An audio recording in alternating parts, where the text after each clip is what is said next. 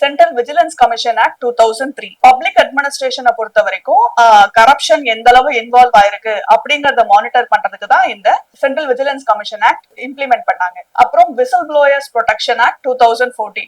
இப்போ நமக்கு கண்ணு முன்னாடி தெரியும் நிறைய பேரு கம்பெனில வேலை பாக்குறவங்களும் சரி, இல்ல அவங்களுக்கு தெரிஞ்சவங்க, பக்கத்து வீடு, சொந்தக்காரங்க, இந்த மாதிரி இருக்கிறவங்க லஞ்சம் கொடுக்கறது, வாங்குறது, இல்ல பினாமி டிரான்சாக்சன்ல சொத்து வாங்குறது, குவிக்கிறது, இந்த மாதிரி நடக்கிறத வெளியே சொல்ல ஒரு சில பேர் மட்டும்தான் முன் வராங்க இப்பெல்லாம். சோ அந்த மாதிரி முன் வரவங்களையும் நிறைய பேரு கஷ்டப்படுத்தி, இல்ல அவங்கள அடிச்சு துன்புறுத்தி, இந்த மாதிரி அவங்களை காயப்படுத்துறதுனால நிறைய பேர் வாலண்டியரா தப்ப சுட்டி காட்ட விரும்புறதில்ல. சோ அவங்களோட வெல்ஃபேருக்காக தான் இந்த விசில் ப்ளோயர்ஸ் ஆக்ட இம்ப்ளிமெண்ட் பண்ணாங்க. அண்ட் இந்த விசில் ப்ளோயர்ஸ் ஆக்ட் கீழே யாரு ரிவீல் பண்ணாங்க அப்படிங்கிறவங்களோட ஐடென்டிட்டியவே வெளியே சொல்ல மாட்டாங்க. சோ நீங்க யாரையாவது தப்ப சுட்டி காட்டுறீங்க அப்படின்னா நீங்க தான் சொன்னீங்க அப்படிங்கறதே தெரியாம அந்த தப்ப உங்களால சுட்டி காட்ட முடியும் இந்த விசில் ப்ளோயர்ஸ் ஆக்ட் கீழே.